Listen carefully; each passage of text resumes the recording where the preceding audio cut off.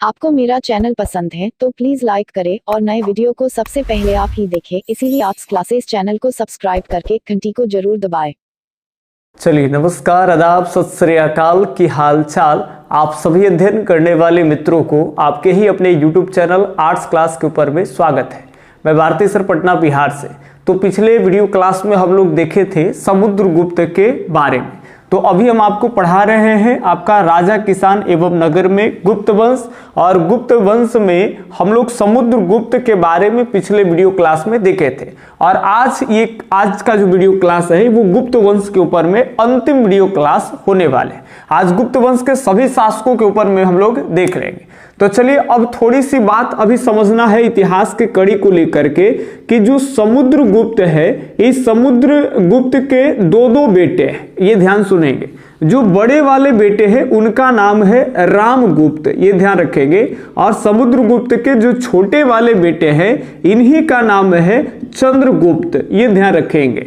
जो यहां से जो इतिहास पढ़ेंगे समुद्रगुप्त के बाद डायरेक्ट, वो है आपका चंद्रगुप्त द्वितीय के ऊपर में, और बड़ा इंपॉर्टेंट है। पूरे गुप्त काल का सबसे महत्वाकांक्षी अगर शासक के बारे में अगर बात करें कि जिसको समय काल को देखते हुए गुप्त काल को स्वर्ण काल की संज्ञा दी गई है, तो वो है चंद्रगुप्त द्वितीय, जो अपने दरबार में 9 रत्न रखते थे प्राचीन काल में। सर बात ना, तो सभी के ऊपर में चर्चा करेंगे, लेकिन पहले समझेंगे कि आखिर रामगुप्त का इतिहास कैसे दफन हो जाता है, क्यों नहीं रामगुप्त को पढ़ते हैं। कई तो हिस्टोरियन ये भी मानते हैं कि डायरेक्ट समुद्रगुप्त के शासन काल को 335 से लेकर करके 75 बताते हैं, और फिर ये ध्यान सुनेंगे इनको 75 न कह करके डायरेक्ट कई हिस्टोरियन इनके समय काल में 80 लगा देते हैं। और ये ध्यान सुनेंगे 80 के बाद आगे शुरू हो जाता है किसका भाई, तो चंद्रगुप्त द्वितीय का। लेकिन थोड़ी सी बीच में 5 वर्ष का इधर उधर है, उसको भी हम आपको समझाने का प्रयास करेंगे। अभी ध्यान से समझेंगे। कहते हैं कि समुद्रगुप्त के दो बेटे थे। पिछले वीडियो क्लास में देखे ही कि किस तरह से महान योद्धा थे।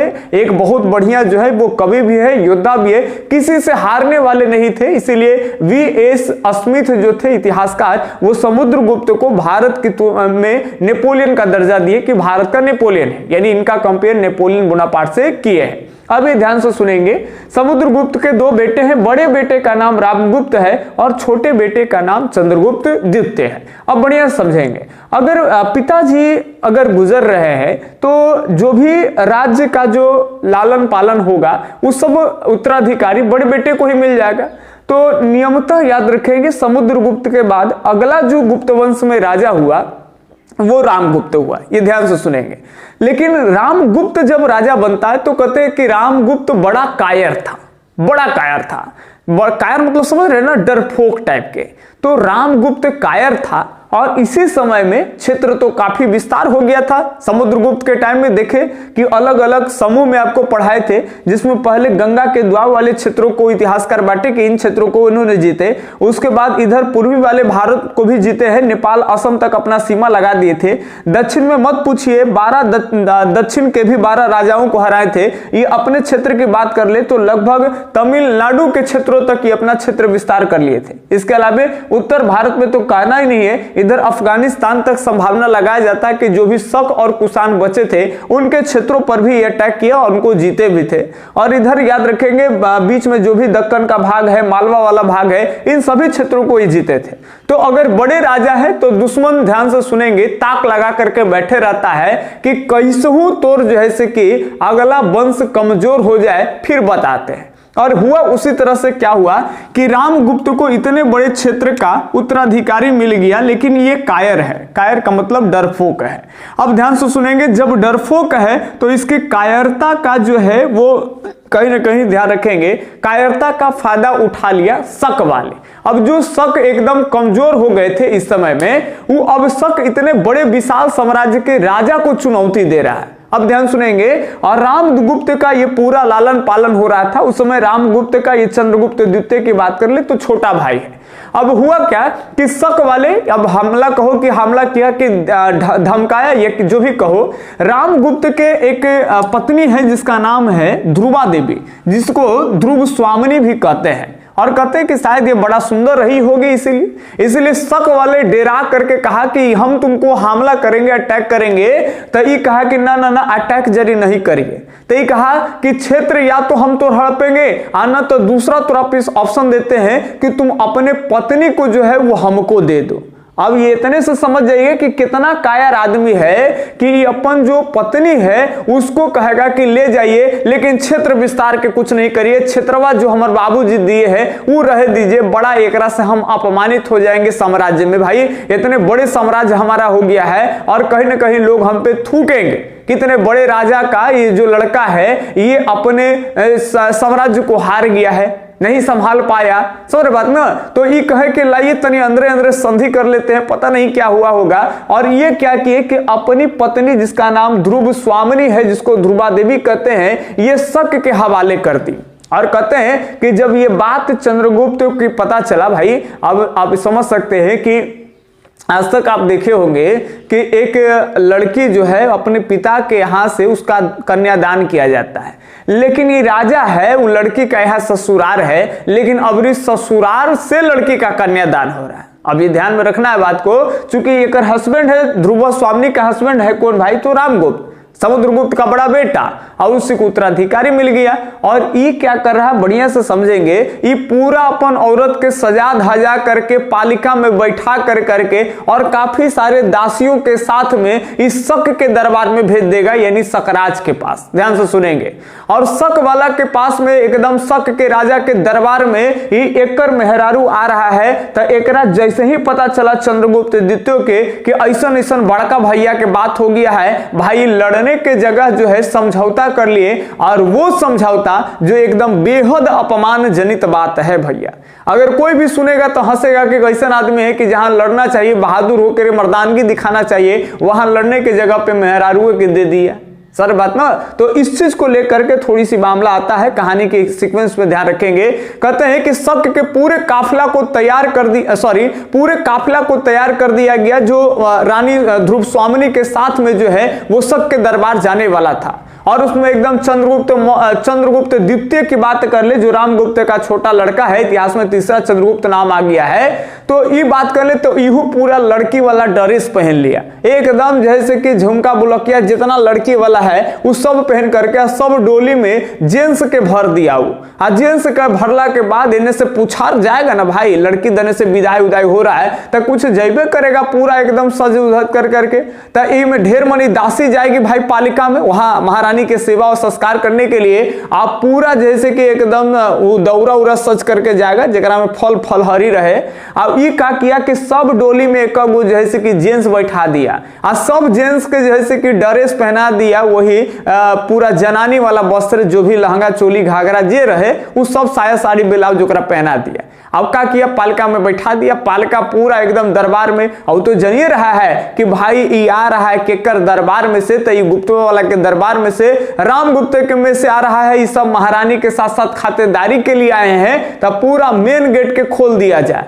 अब मेन गेट खुल गया एकदम शक वाला के यहाँ, जहां ओकर राजधानी है, जहां राजा रहता है। और पूरा सभी पालिका को अंदर आने दो, सब पालिका अंदर आ गया। जब सब पालिका अंदर आ गया तो ये अपन ड्रेस में से निकला, एकदम पूरा नारी वाला ड्रेस हटा के निकाला जरी तलवारवा, और तलवारवा निकाल करके राजमहल के अंदर में जो छाछे लगा एकदम गर्दा कर दिया। सॉरी बात ना, ये तो फिल्म के कहानी की तरह हो गया। ये चाहता तो जब ये अपने यहाँ शक वाला आया है तो वही मारते, लेकिन कहा कि नहीं मारेंगे, एकदम ठिकाना भी आपका ही होगा, तलवार मेरा होगा, पता नहीं क्या सोच कर करके ये सब पूरा प्लान कर लिए कि ओकर एरिया में घुस के आ वो ओकरे मार रहा है। अब मार के एकदम तहलका मचा कर करके, और इनके जो पत्नी है इनके क्या लग गए, तो भाभी जी लग गए। ध्यान से सुनेंगे। तो अपने भाभी ध्रुवा देवी यानी ध्रुव स्वामिनी को एकदम घोड़ा पे बढ़िया से बैठा कर करके और शक वाला के गेम बजा कर करके और वो रिटर्न आते हैं अपने यहाँ दरबार में। अब दरबार में आते हैं भाई चंद्रगुप्त द्वितीय की ख्याति तो बढ़ ही जाएगी। और एक बात आप भी समझेंगे, नारी अलग हो लेकिन सिचुएशन अलग कर देता है इंसान को।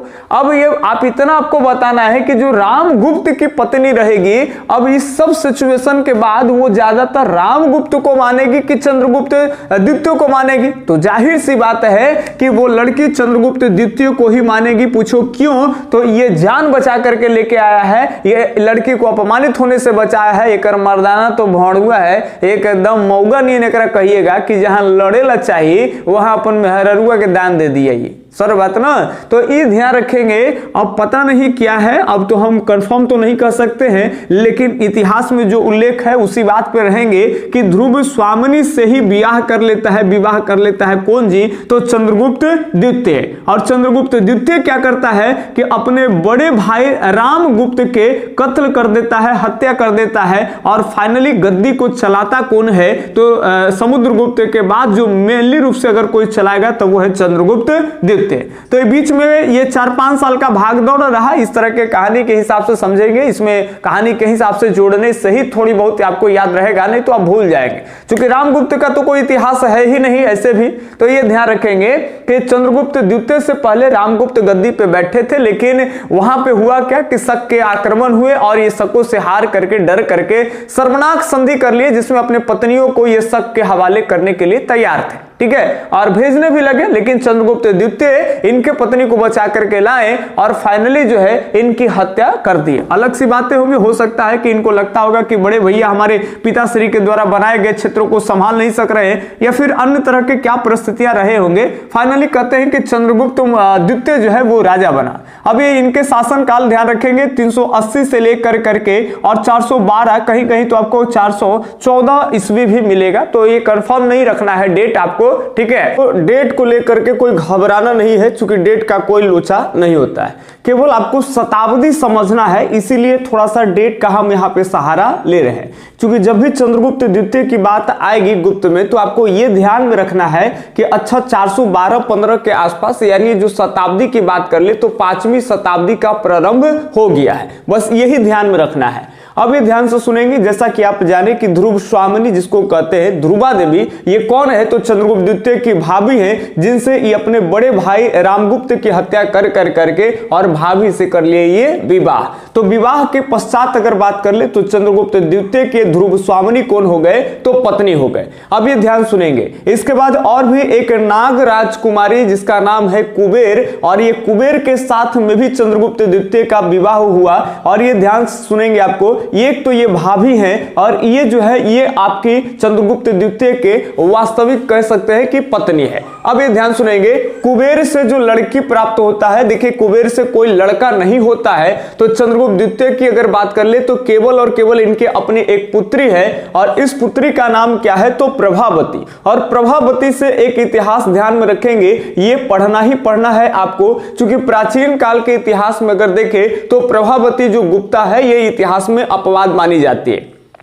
जब आपको महाभारत पढ़ाएंगे तो महाभारत की जो रचना होगी वो 500 ईसा पूर्व से लेकर करके और 500 ईस्वी तक, यानी महाभारत में बहुत सारे बातें तो जोड़े जाएंगे गुप्तों के काल में।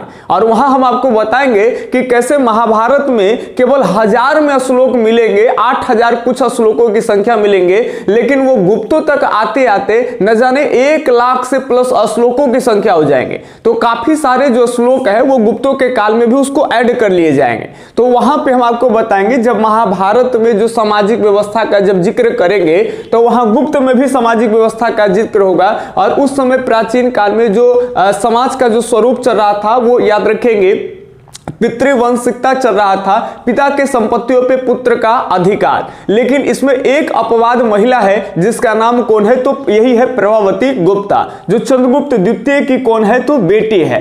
तो ये ध्यान रखेंगे। अब प्रभावती गुप्ता से ध्यान रखना है आपको कि इधर गुजरात के क्षेत्र में अगर बात कर ले, ये जो आपका मालवा वाला भाग है और ये गुजरात का भाग है, तो इधर के क्षेत्र में एक राजा जिसका नाम है रुद्रसेन द्वितीय, ये वकाटक राजवंश के राजा है जिनका नाम है रुद्रसेन द्वितीय। ऐसे बात कर ले तो चंद्रगुप्त द्वितीय जो है अप्रत्यक्ष रूप से इन सभी क्षेत्रों को भी एक तरह से विजय कर चुके थे, जीत चुके थे। और इधर के ही क्षेत्रों में याद रखेंगे वकाटक नरेश जो है, यानी वकाटक के जो राजा हुए जिनका नाम रुद्रसेन है, ये रुद्रसेन द्वितीय के साथ अपने पुत्री प्रभावती गुप्ता का विवाह किए। अब ये ध्यान में रखेंगे, लेकिन कहानी कुछ अजब ही हो जाता है। कहते हैं कि विवाह के अधिक लंबे वर्ष जो है वो उनकी जो बेटी है अपने पति को नहीं देख पाती है, क्योंकि उनके जो रुद्रसेन द्वितीय की अगर बात कर ले तो इनकी मृत्यु हो जाती है। तो रुद्रसेन द्वितीय जो है वो मर जाते हैं, बहुत कम समय चलता है। इसके बाद इनसे दो पुत्र भी होते हैं, एक का नाम है दिवाकर सेन और दूसरे का नाम है दामोदर सेन। ये ध्यान से सुनेंगे।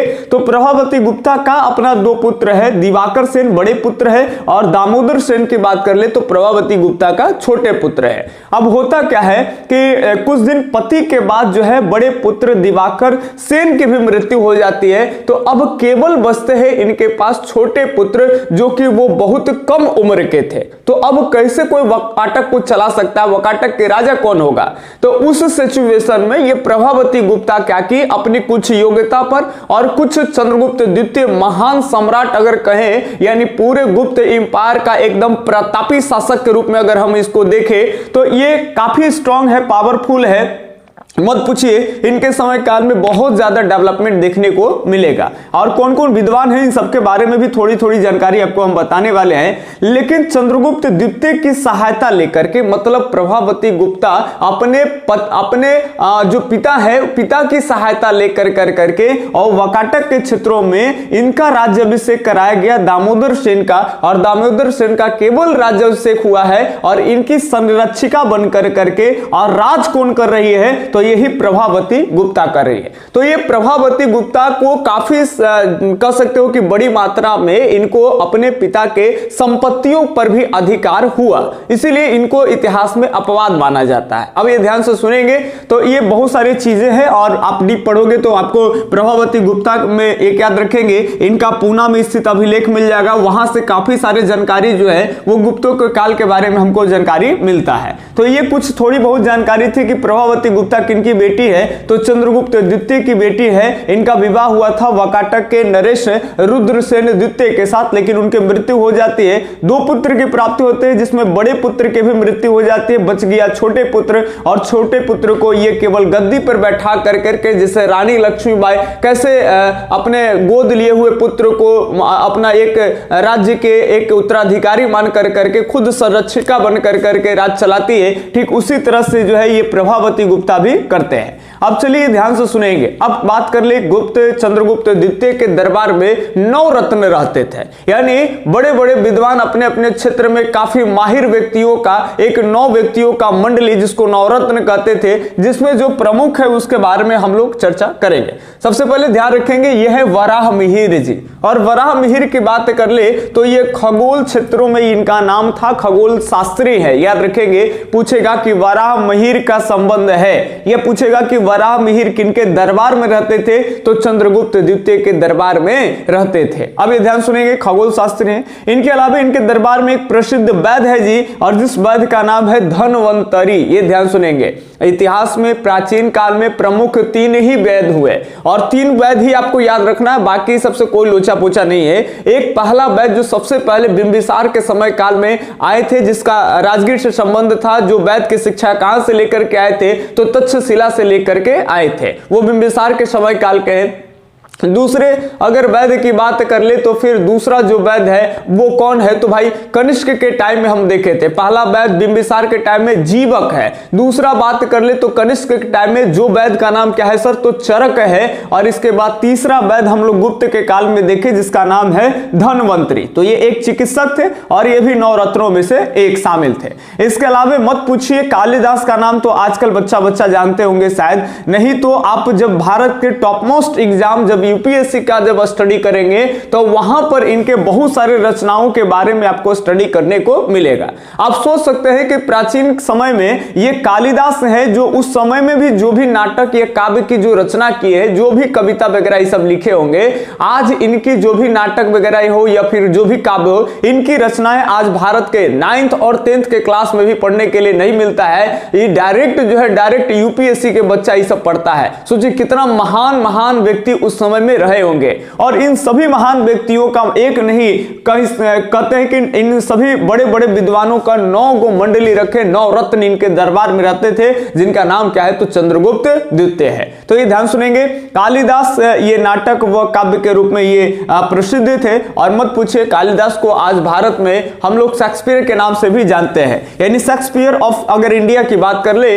तो कौन है तो कालिदास ही है। कई बार इनकी रचनाएं पूछते हैं तो यहाँ पे लिख दिए कालिदास की जो प्रमुख रचनाएं हैं वो है आपका अभिज्ञान शकुंतलम, इसके अलावे में रघुवंशम है, और इसके अलावे मालविकाग्नि मित्रम। ये ध्यान सुनेंगे, 3 रचना अगर आप याद रखते हैं तो 12वीं के लिए बहुत बड़ी बात है। इतिहास में 12वां से अगर कालिदास की रचनाएं पूछे जाते हैं तो ये कई बार ये ज्यादा पूछे गए हैं कि मालविकाग्नि मित्रम किसकी रचना है तो कालिदास के, या फिर अभिज्ञान शकुंतलम भी पूछा जाए तो कालिदास, रघुवंशम भी कहे तो कालिदास। इसके अलावा याद रखेंगे एक है आर्यभट्ट, इनका तो मत कहना है, ये तो पाटलिपुत्र के ही व्यक्ति है जो उस समय में रहते थे। और ये ध्यान रखेंगे आर्यभट्ट के बारे में अगर हम बात कर ले तो ये आर्यभट्ट आज भारत के सबसे बड़े कह सकते हैं कि भारत के गणितज्ञ और भारत के खगोल शास्त्री ये दोनों थे। और इनका संबंध किससे बताया जाता है तो इनका भी संबंध लगभग याद रखेंगे संभवतः चंद्रगुप्त द्वितीय के समय काल से ही बताया जाता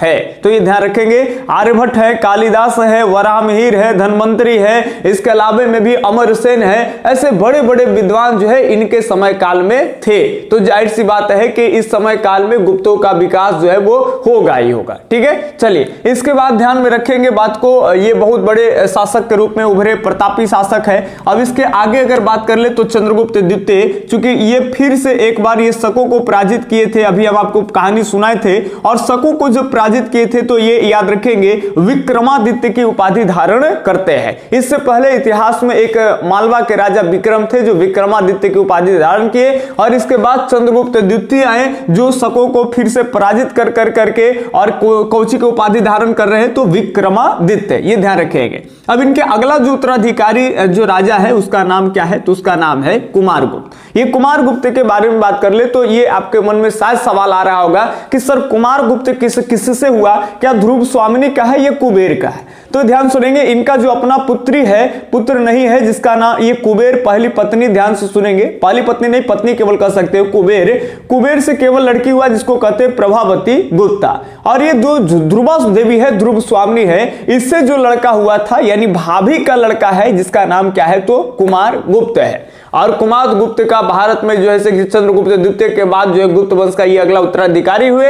और इन्हीं के समय में थोड़ी सी बात ध्यान रखेंगे कि पुष्यमित्र नामक एक जनजाति का विद्रोह होता है, और इस विद्रोह को दबाने में कुमारगुप्त आराम से सफल रहते हैं। ठीक है, कोई तरह की कोई दिक्कत नहीं है इनके समय काल में पुष्यमित्र के, जो कि 12वां के लिए एकदम इंपॉर्टेंट नहीं है, अगर आप ध्यान रखते हैं तो ठीक है। आपके लिए बेहद इंपॉर्टेंट अब ये बात है कि इन्हीं के समय काल में, गुप्तों के इसी समय काल में नालंदा विश्वविद्यालय की स्थापना करवाया गया। जो नालंदा वगैरह के आप लोग नाम सुने होंगे कि बिहार में पड़ता है सर, और ये वर्ल्ड की दूसरी यूनिवर्सिटी, दूसरा बड़ा विश्वविद्यालय माना जाता है नालंदा विश्वविद्यालय। ये गुप्तों के ही काल में बने थे, और बनवाने वाले कौन है तो कुमारगुप्त है। अब ध्यान से सुनेंगे, डायरेक्ट हम लोग शताब्दी की बात कर लेंगे तो 5वीं शताब्दी में, ये ध्यान रखेंगे कि 5वीं शताब्दी में इसका निर्माण हुआ था नालंदा विश्वविद्यालय का, और कौन करवाया था तो कुमारगुप्त कराए। अब एक बेहद समझने वाला टर्म है जिसको आपको समझना बहुत जरूरी है कि नालंदा विश्वविद्यालय में, ठीक है, नालंदा विश्वविद्यालय की स्थापना की गई, लेकिन यहां पे भाई इसमें कौन सी शिक्षा दी जाएगी तो जाहिर सी बात है कि बौद्ध धर्म के। लेकिन आप इससे पहले कनिष्क के शासन काल में देखें कि बौद्ध धर्म तो 2 वर्ग में बट गया था, एक हीनयान और एक महायान। तो इसीलिए एकदम फरिया के लिखे हैं कि जो नालंदा विश्वविद्यालय की स्थापना हुआ था, यहां हीनयान की शिक्षा नहीं दी जाती थी, यहां महायान की शिक्षा दी जाती थी। यानी यहां जो दी जाने वाली शिक्षा है वो महायान पर आधारित शिक्षा दी जाती थी। चलिए ध्यान रखेंगे। इसके बाद याद रखना है आपको कि अगला राजा होता है जिसका नाम क्या है, तो अस्कंदगुप्त। और अस्कंदगुप्त के टाइम में एक बात ही आपको याद रखना है कि इसी के समय काल में, अस्कंदगुप्त के समय काल में भारत पर एक बार आक्रमण होता है बर्बर जनजाति हुनों का। हुन बहुत खतरनाक जनजाति था। उस समय में बहुत किस्से कहानी कहावतें प्रचलित था कि सो जा बेटा न तो हुनार आ जाई। याद रखेंगे, यानी जब कोई लड़का रोता तो उसकी माँ उसको डेराता कि सो जाओ बेटा न तो कौन आ जाएगा, तो हुनार आ जाए, माने वही हुन आ जाएगा। तो ये हुनों का भारत में अटैक हुआ और शायद उस बर्बर अटैक में हम लोग जैसे कि चपेट में चले जाते, लेकिन हमारे यहाँ एकदम पराक्रमी महान योद्धा जिसका नाम अस्कंदगुप्त है, और अस्कंदगुप्त जो है वो भारत में हुनों के आक्रमण को क्या किए, रोके। ठीक है, चलिए ये ध्यान सुनेंगे। इसके बाद गुप्त की कहानी अगर देखें तो छोटे छोटे मेन स्कंदगुप्त तक ही ध्यान में रखना है। इसके बाद छोटे छोटे गुप्त शासक आते गए जो कुछ कुछ शासन तक चलते गए, और इसी तरह से आपका पूर्व गुप्त है, कुमार गुप्त फिर से आएंगे, तो ये जो कुमार गुप्त हो जाएंगे, ये भी हम लोग देख लिए कुमार गुप्त प्रथम, तो ये कुमार गुप्त द्वितीय हो जाएंगे, और ऐसे करके करके बहुत सारे आते चलेंगे, और अंतिम जो गुप्त शासक हो जाएंगे जिनका नाम है विष्णुगुप्त। और इसमें याद रखेंगे विष्णुगुप्त से बहुत पहले का एक शासक है जिसका नाम है भानुगुप्त, और ये बेहद इंपॉर्टेंट है कि इन्हीं के समय काल में एक अभिलेख लिखवाया गया जिसको कहते हैं एरन अभिलेख। और एरन अभिलेख से पहली बार याद रखेंगे सती प्रथा का साक्ष्य मिलता है जी, ये ध्यान से सुनेंगे।